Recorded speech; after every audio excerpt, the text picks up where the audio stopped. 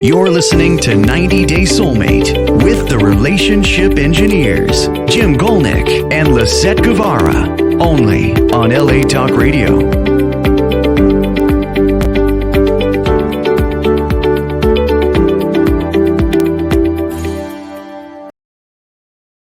Welcome to 90 Day Soulmate with Lisett and Jim.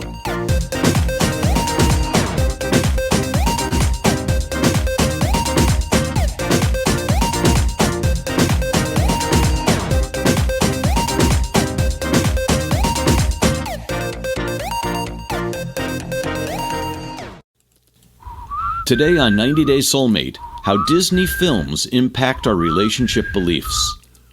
Were we programmed as to how to believe a relationship is by the movies we saw as children? Maybe the concept of prince and princess has changed how we think about relationships. Discover with us our analysis of the relationships we found in many of the Disney movies we saw as children. Hello. Hi. Welcome to 90 Day Soulmate with Lisett. And Jim. That's it? Jimmy. Oh, we had a good week this week. We went on a little bit of a trip. We spent some time in Greenville, South Carolina. I got a little bit of redness on me, if you see. Mm-hmm. Some of the things that we want to talk about this week, we want to talk about what we grew up with, our generation, maybe some ahead of us and some behind us as well, with children's stories or stories that we saw in the movies, a lot of them being Disney productions. Mm-hmm. Cartoons. The romantic historic. So it's basically the programming that we received as children into what romantic relationships and what things should be, how people should relate to each other, how people should relate to different family members, maybe broken families. And maybe believe this is love. And they can believe that the broken family is love. They can believe that what they see as a child in these stories is what love is about. How do you find your soulmate forever? And these stories are kind of interesting. Like the prince. The prince. Yeah. Everyone's rescued by a prince. So we're going to talk about three things today. We're going to talk about Snow White and the Seven Dwarfs. Actually, it's pronounced dwarfs here. So I don't know if that's also correct for plural. Dwarves or dwarfs. Because it's wolf and wolves. So is it dwarfs? I don't know. Anyway, that's one. So Snow White. The second one. Cinderella. Cinderella.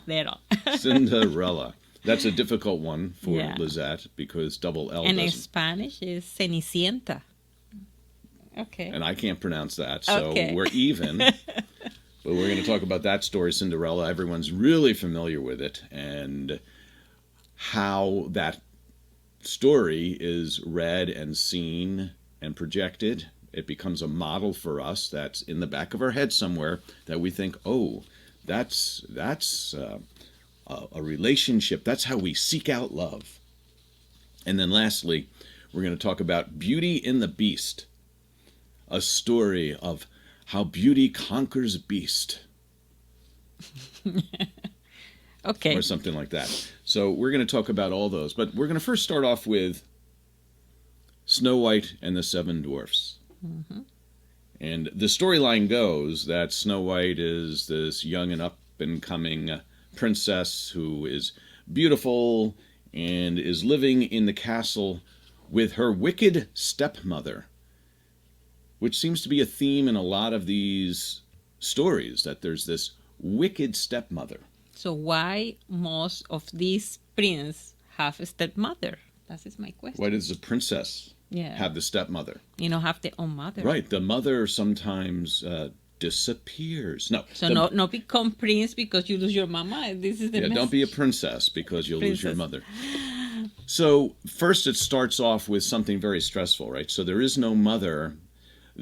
Typically the father, who is kind and generous and loving, because all fathers are, right, to their princesses. He loses his wife. Accidentally. We don't want to go into the old days where there were things beyond accidents, right? Investigation. What was it? King George and his 8 wives? Anyway, so going back to this is that the stepmother in this story, wicked stepmother, wants to be the most beautiful woman in the whole land. And so she has this magic mirror on the wall, which reveals to her that she is no longer the most beautiful of all. And in fact, in this story, it talks about how people come to the door, meet the princess, and suddenly they just are in love with the princess, and this makes the wicked stepmother just irate. But going back to the stepmother is that if you look at these stories and you go, okay, so father remarries, and it's a wicked stepmother. Children may see that when their father remarries, that it's obvious that the new woman is a wicked stepmother, because in many of these stories, that's what happens. Yeah. So you see some kind of program in the children to say, I don't like my stepmother. I cannot follow. I cannot be good child with my stepmother. Maybe with my mother. So we talk about being biased or being preconditioned to look at something in a certain way. And if children are preconditioned to look at their stepmother as being evil and wicked, then they will look for behavior. And if the behavior may be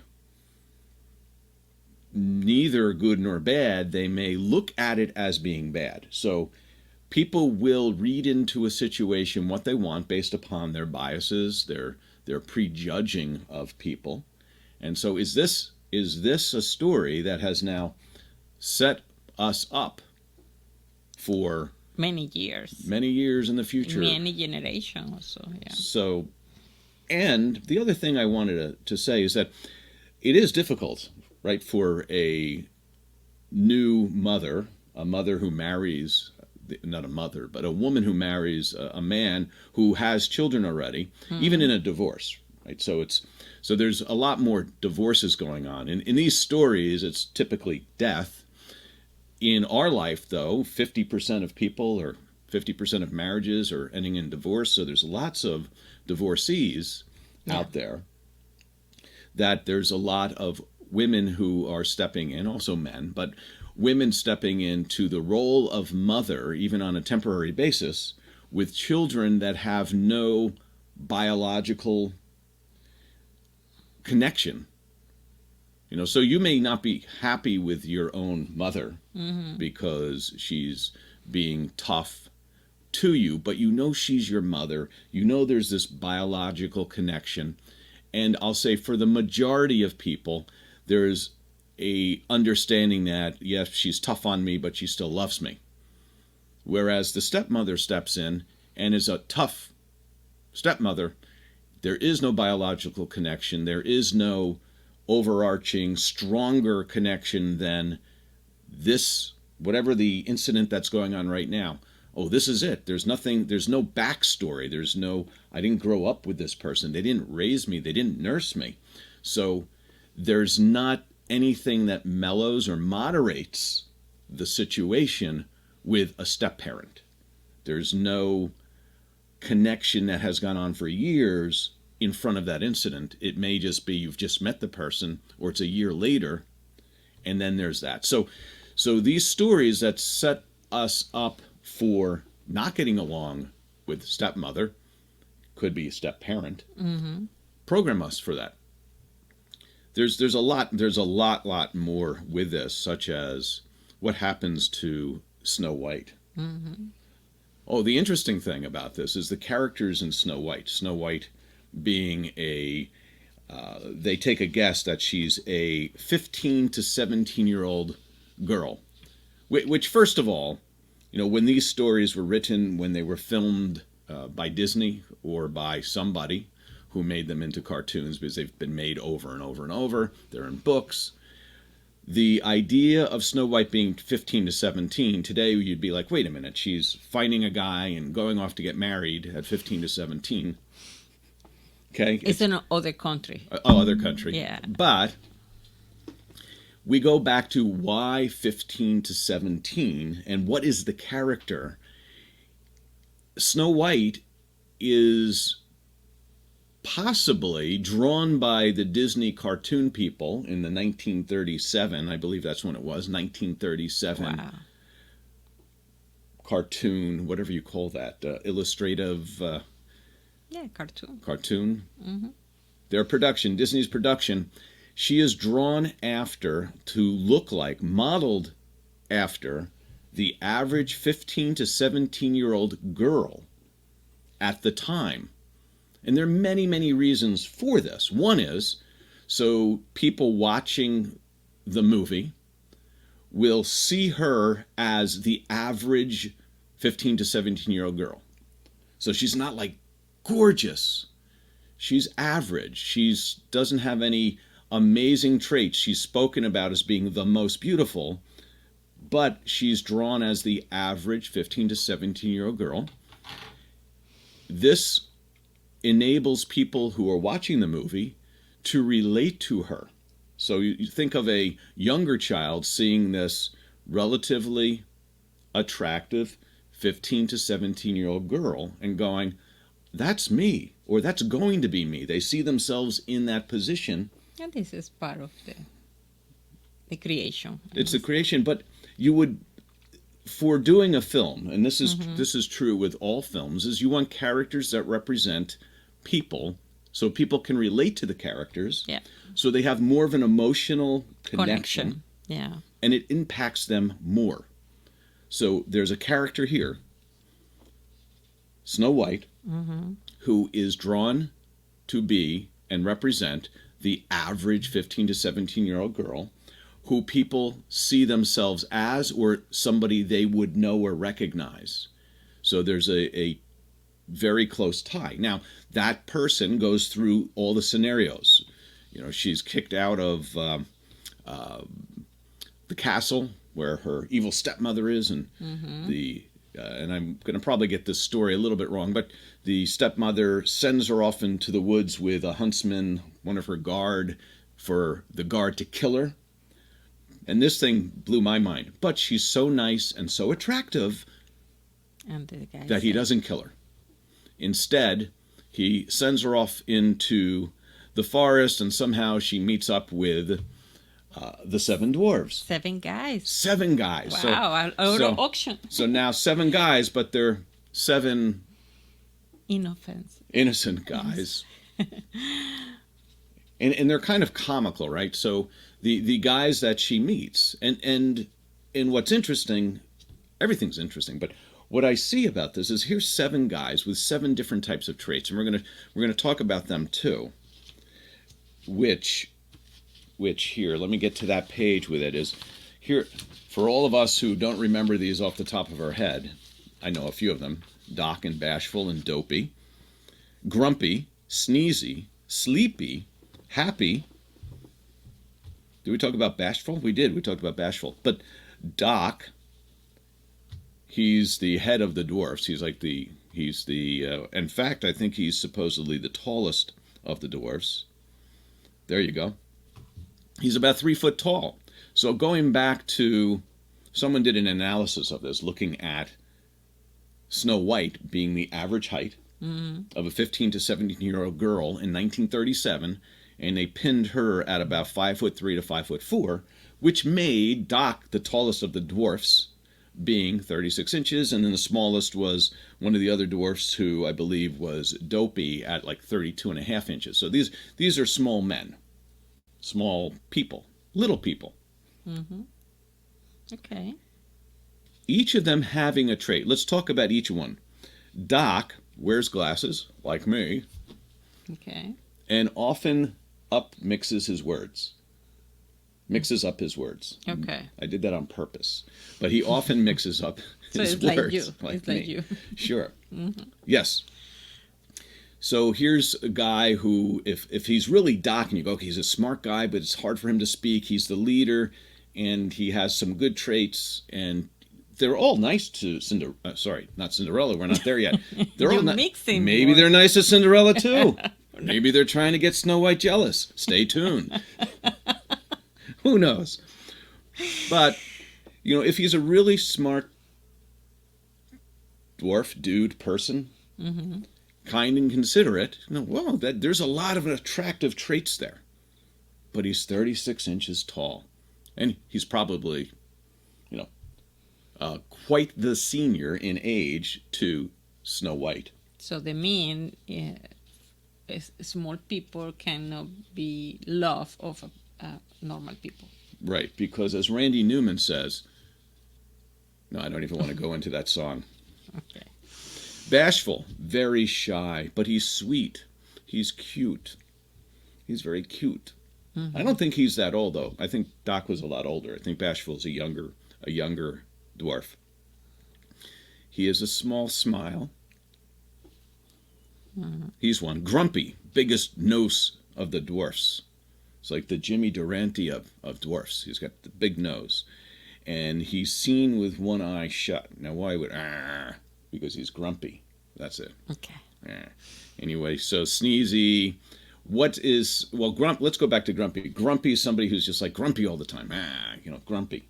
So again, nice person, but grumpy. So these are all different traits and characteristics that, I don't want someone who's grumpy. I don't want someone who's bashful. I don't want somebody who, even though they're smart.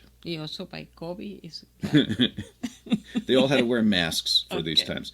So sneezy, he sneezes, has got hay fever all the time, he's sickly, but and very powerful sneezes. Sleepy. Oh, sorry. Very tired. Appears slothful. Right? Appears slothful. I mean, they try to put this characteristic in each for reject attraction. Well, that's what I'm wondering. Or they're trying to point them out, or they're over. Like we're all of us are a combination of these traits. Yeah. To an extreme, one way or the other.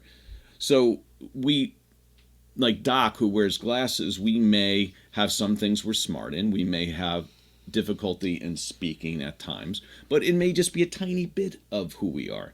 Bashful, we can be a little bit shy and reserved, but we're not overly shy and reserved. So here, these are all like extremes of personalities. They're I believe part of that is just to have a comic relief in this whole scenario. Let's get back to this, though. Happy, joyous. He's happy all the time. Don't you want someone happy all the time? Or if they're too happy and happy too often... That's weird, too. It's weird. So, and then dopey. This is interesting. He's the only dwarf that doesn't have a beard. Wow. Why? Is he too young? Oh, he's clumsy and mute. So he doesn't speak. Okay. So this is dopey. That's interesting. So in this whole scenario, she's there with these 7 dwarfs, 7 guys who actually treat her nicely. She takes care of them, she cooks, she cleans, they go off to work. I think that was a song, Hi Ho or something like that. They go to work, they come back. It's just, it's a routine, and she gets along with these, but there's no attraction. In fact, these guys are so comical, you wouldn't even think that anyone would be attracted to them. In fact, they don't want the moviegoer or the person reading the book and cartoon. They don't want them to see them as viable alternatives for Snow White. But what they want to have happen is for you to be really upset when the queen, the evil queen, the wicked stepmother, comes by. And if you remember the story, she gives Snow White an apple. Not an IBM, but an apple? No, she gives her an apple, and she tells her all your dreams will come true if you eat this apple.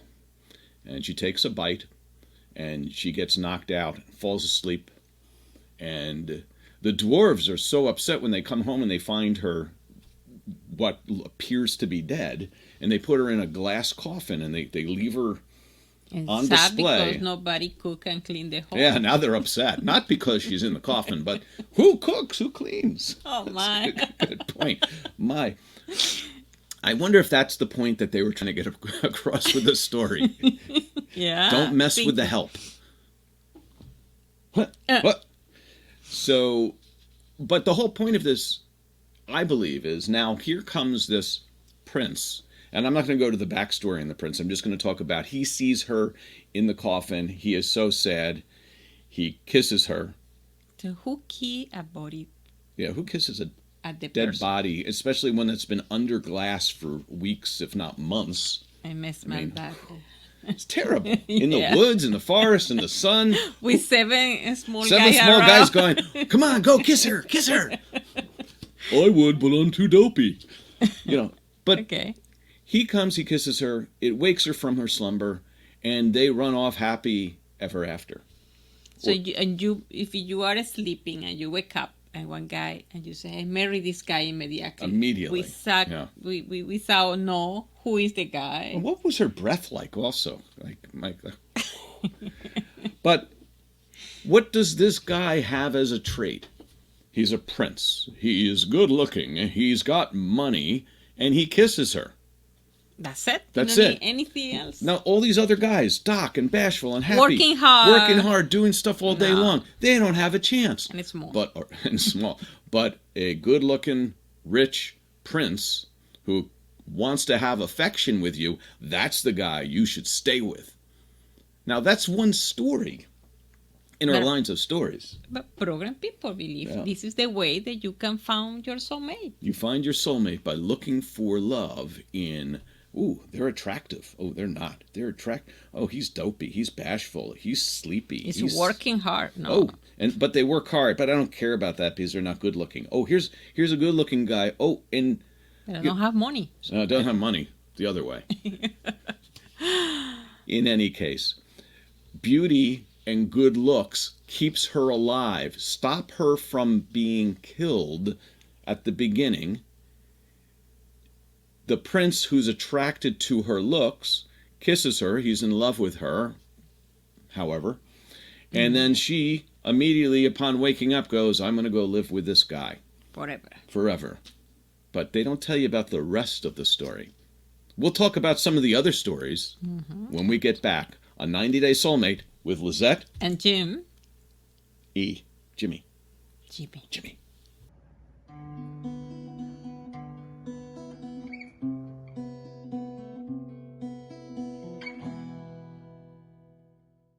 Welcome back to 90 Day Soulmate with Lisett and Jim.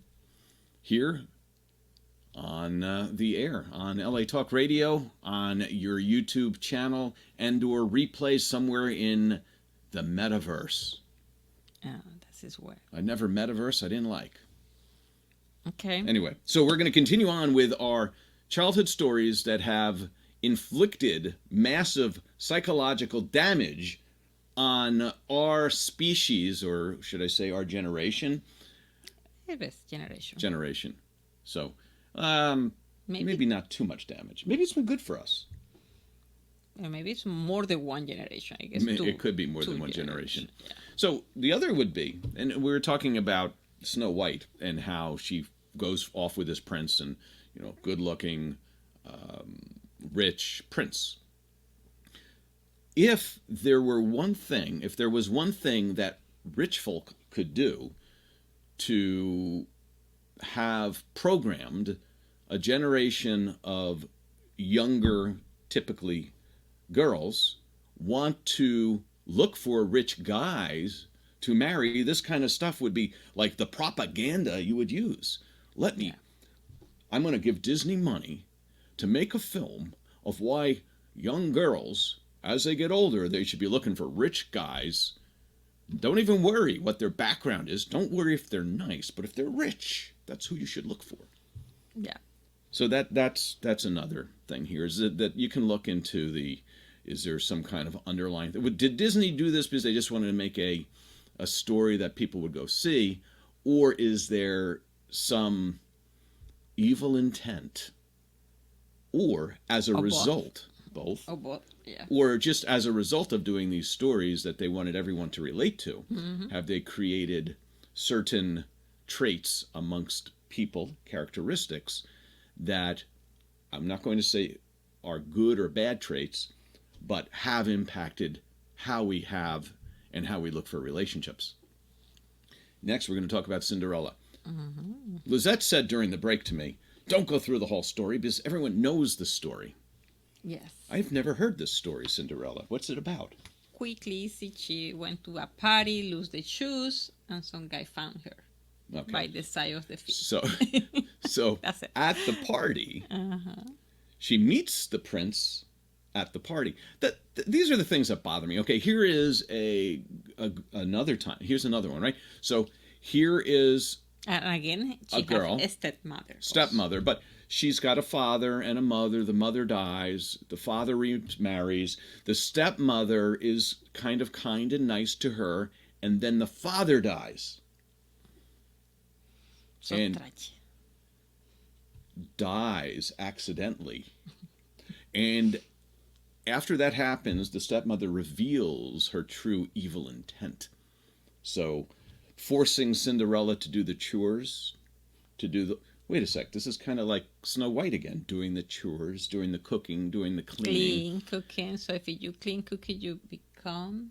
Well, that's actually interesting, right? So she does the cooking, does the cleaning, works hard, is mistreated by her evil stepmother again. The stepmother's evil, so... And also stepsister. The stepsisters are evil, but we'll get to the end of the story where the stepsisters... Well, they're actually all kind of forgiven. The stepsisters are allowed to live with Cinderella in the castle, so she forgives them because they're too young and they're influenced by the evil stepmother. But the stepmother is banned from ever stepping foot in the castle. So now think about this. So the young girl sees her father with this stepmother, and let's say now this person, you, have been programmed to see that, well, as soon as you're out of the house and married, you're never ever going to talk to that evil stepmother again. So, but your stepsisters who might have treated you badly, you're going to grow up and you're going to forgive them because good people, can be coerced by bad people. But Cinderella is kept from doing a lot of things. She ends up at the ball, meets the prince. He falls in love with her. But he falls in love with her.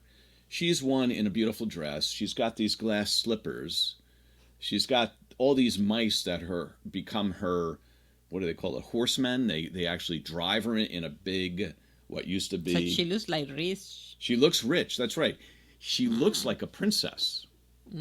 So if she's not dressing like that, she don't have opportunity. Which leads us to believe. So you need to, even if you're not rich, in order to trap a rich fella, you need to dress like you're rich, act the part, and get the role. And catch the guy. Catch the guy. Trap him. Here's another, though. So they dance. One night they dance. They just love being with each other. And then there's the stress. The stress of the... Connection.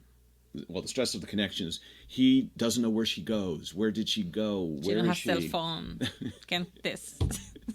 No cell phone. That's good. Sorry. Can't text. Yeah.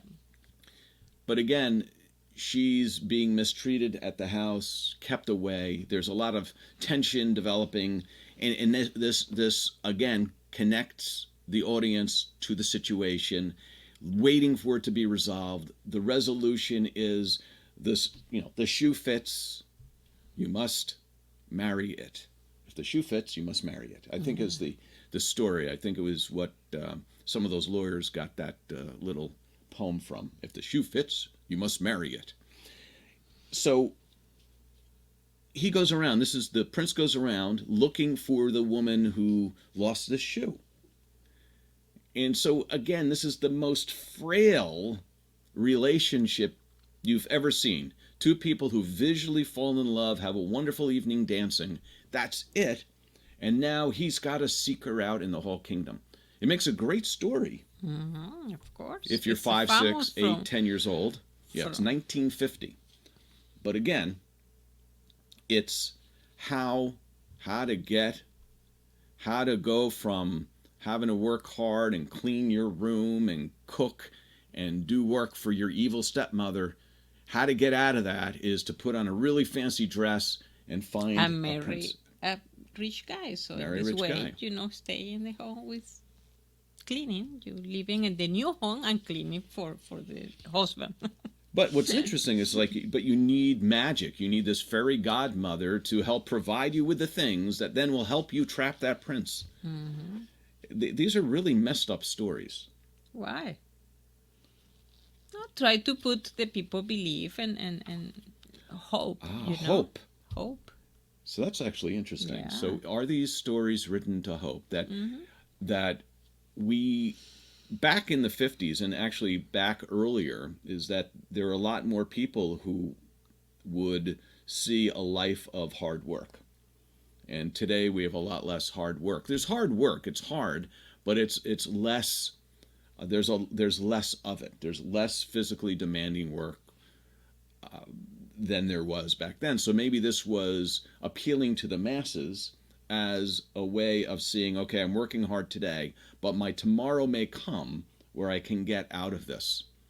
Now, nowhere in either of these stories so far do I see any hope for young boys. Mm-hmm. The only hope you have is to become a prince in order for a young girl who grows up to want to be with you.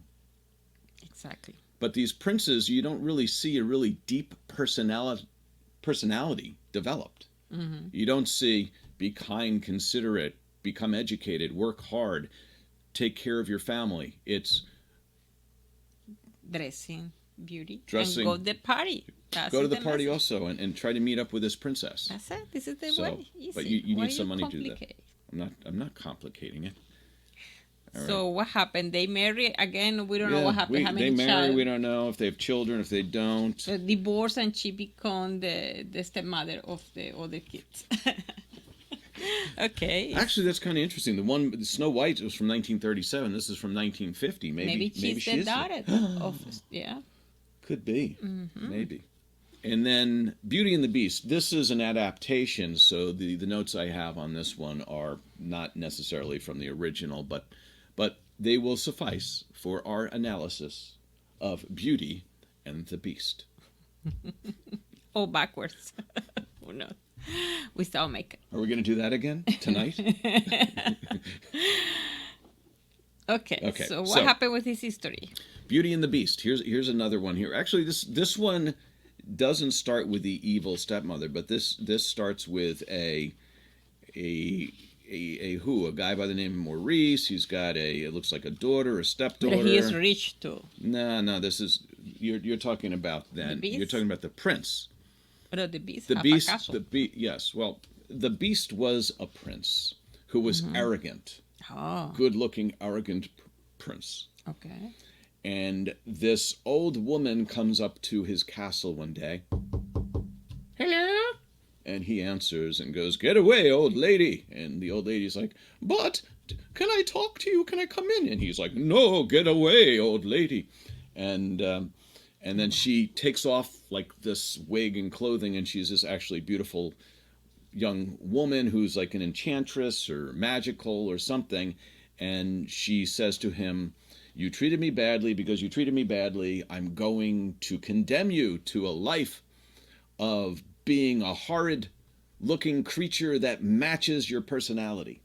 And she turns him into the Beast and then gives him an ultimatum that unless you can find true love by the time these petals fall off this flower, you will be stuck as the Beast forever. Mm-hmm. So now, it's an interplay of a guy. This is actually a change for a guy. So this one's more written around a Yeah. guy. This is actually kind of interesting. This is more new, 1991. Well, this adaptation of it. Okay. But let's say the story was written whenever it was written. Okay. That it's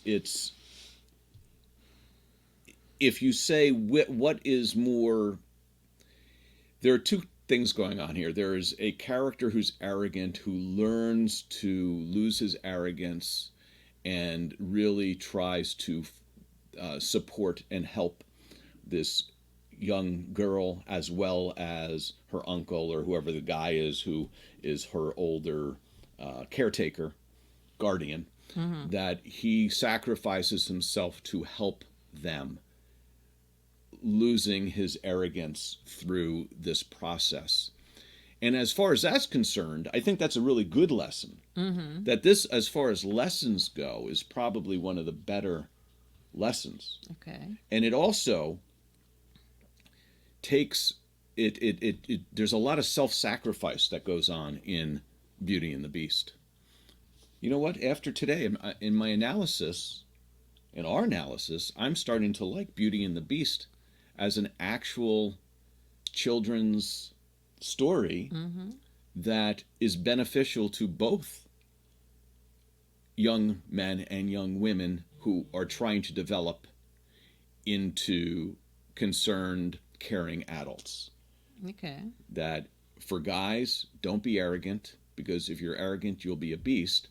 And even if you're a beast, maybe you're not that good-looking prince, but even if you are, bald, or if you are kind and generous and you have a loving heart and you're supportive, that you can find a princess who can see your good quality and traits. Okay.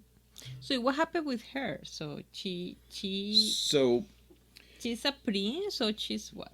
Princess? She might have been a princess at one point in time, but she's her guardian is this guy who's like an inventor. He's a little weird. They think he's crazy. He gets cast out. He gets attacked.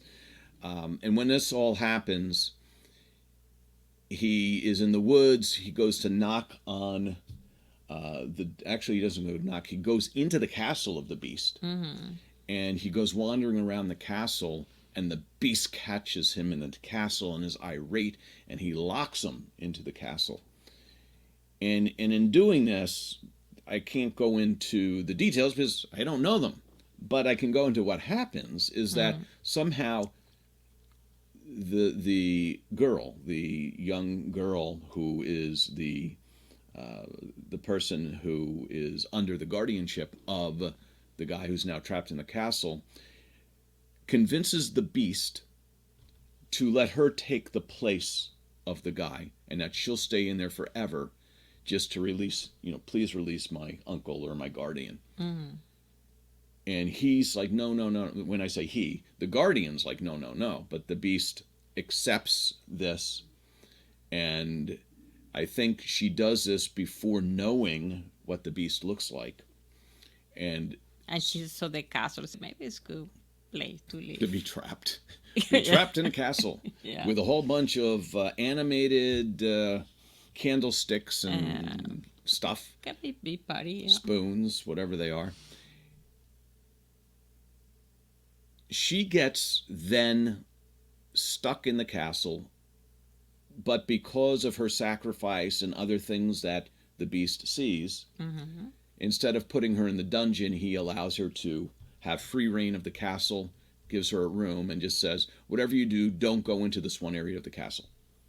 So it's like one of those... Of course, I have to go there. But I have to go there. There's a whole bunch of stuff that happens, but what the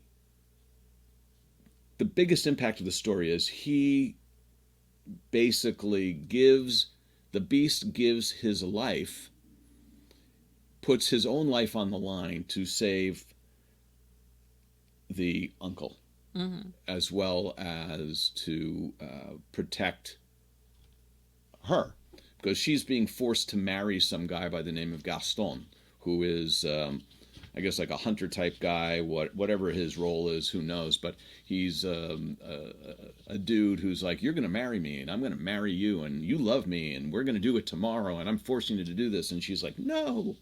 So the beast does sacrifice himself for her to protect her. And it's in this self-sacrifice that he gets stabbed by Gaston, or by this guy who's trying to marry her. And the guy who does the stabbing falls, and it looks like he's died somewhere, so he's protected her. But in doing so, the beast is stabbed, and it is a mortal wound, and he's going to die. And in this, in her and her relationship with the beast at this point in time, she witnesses this self-sacrifice. She is changed internally, where she now loves the beast. She kisses the beast as he's dying and says, I love you, or something to that effect. Again, kissing at right, kissing, people. Well, dead, dying person. Okay. Yeah, it's a common theme. And the kiss happens before the final petal falls from the flower that was given by the enchantress, the woman who cursed the prince to begin with. And the stab wound heals. He becomes the prince once more. And at the end of this show, they dance off into the sunset. But she loved the ugly guy or the hustle guy? She loved the qualities of the beast. Okay. So I think you were telling me that there's another version of the story where he stays the beast. Is that what you're saying? No, I say the he's a aggressive guy because he's a beast, you know. But she loved a guy aggressive, so maybe some kind of they feel protection. Never mind the people is aggressive. Create some kind of relationship. Okay. You know, and you believe no, because with my love, maybe he become more calm person. So is this actually training? And we're just asking the question: is this training for an abusive relationship? Oh, he's tough. He's arrogant, and but he's going to protect me, so I'm going to be attracted. And maybe part of you's thinking, but he'll change and become soft with me. Yeah. Even though he's harsh with other people, he'll protect me. And that is a lot of belief. That's a tough relief. So with that, we're going to take a break, and we're going to be back right after this message.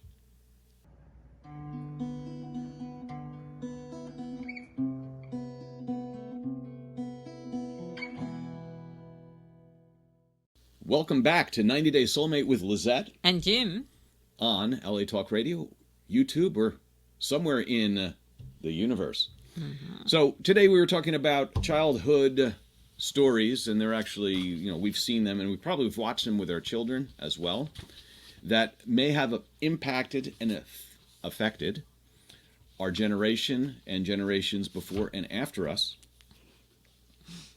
And we're flipping through papers here because we're going to get to our summary now. So all these stories are things that we've seen that may have good or bad messages, but nonetheless, they're messages. And I think originally, just before we went to break, I was talking about how I thought that Beauty and the Beast had some really good message for guys, that you had to look at self-sacrifice, not being arrogant, and supporting your potential future family, instead of in really protecting them. And we thought that was good. Here are the things that I think we've learned. We've learned that, one, that a lot of these stories are showing superficial relationships based upon looks and money.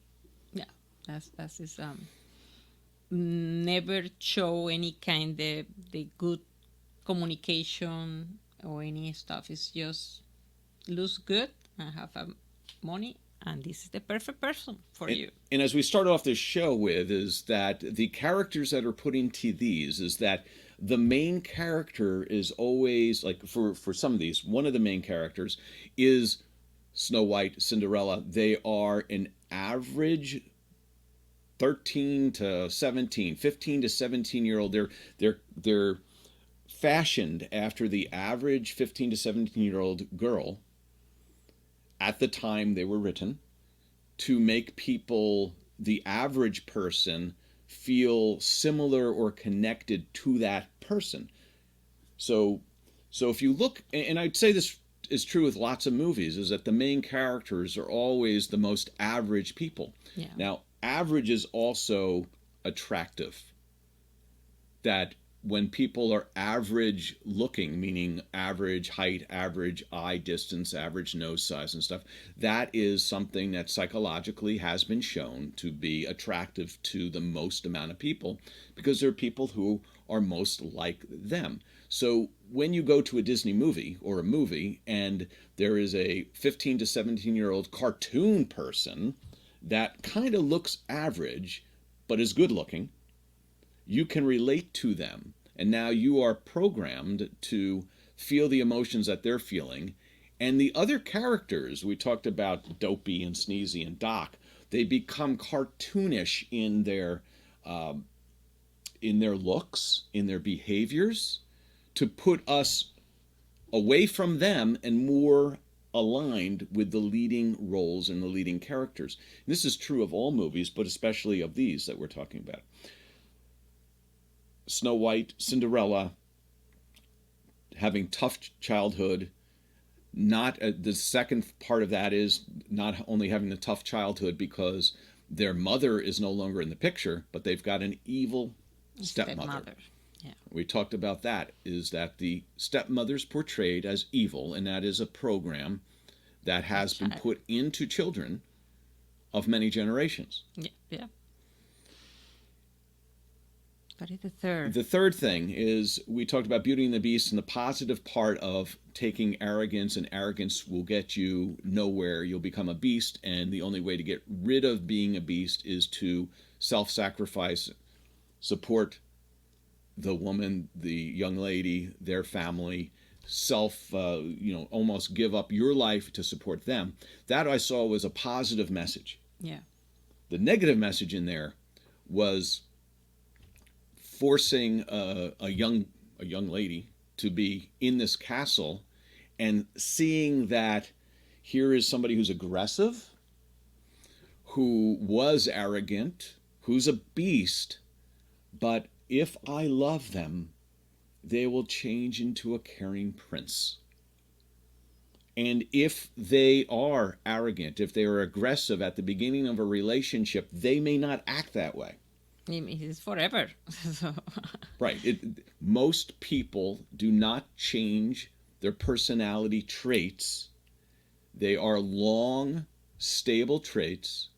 They can, however, on the first few dates, the first few times that you're together, be polite and nice, and then they slowly go into their aggressiveness. The real person.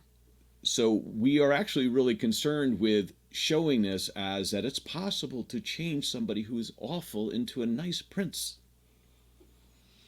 And the only reason this prince changed from being arrogant into the, quote, kind, giving, self-sacrificing beast, and then changed back into a prince, was because they had nowhere else to go. They were forced into doing that. And I actually don't like the fact that the person changed back, the beast changed back into the prince at the end of Beauty and the Beast, because it was only when he was the beast that he began to act not like the beast. Mm-hmm. And becoming the good-looking prince again. Maybe the arrogance, maybe his personality of beast would come back. So when he's a beast, the personality of being a nice prince comes out. When he is a prince, the personality of being a beast comes out. The programming that we receive from all this, I mean, these are just stories. We understand that. But as a 4-year-old, a 5-year-old, an 8-year-old, These are real stories. These are programs that go into your brain as the synapses are connected. The thought patterns become permanent. And this is how we then go about dealing with other people in our relationships. Yeah. And it's a program, and also it's a child program, so it's more strong. That you are a child, you believe something, and I guess also the other part is the concept for relationship maybe is not clear. That you don't need communication. You need to just dress nicely, find somebody who's attractive. Hopefully they have money, and the way to find somebody with money is look like you have money. Fake it till you make it. And what was the other thing we learned? If the shoe fits, you must marry it. There you go. That's it. This is the message for today. Anyway, thank you for listening to 90 Day Soulmate with Lisett and Jim on LA Talk Radio. See you next week. Bye. You're listening to 90 Day Soulmate with the relationship engineers, Jim Golnick and Lisett Guevara, only on LA Talk Radio.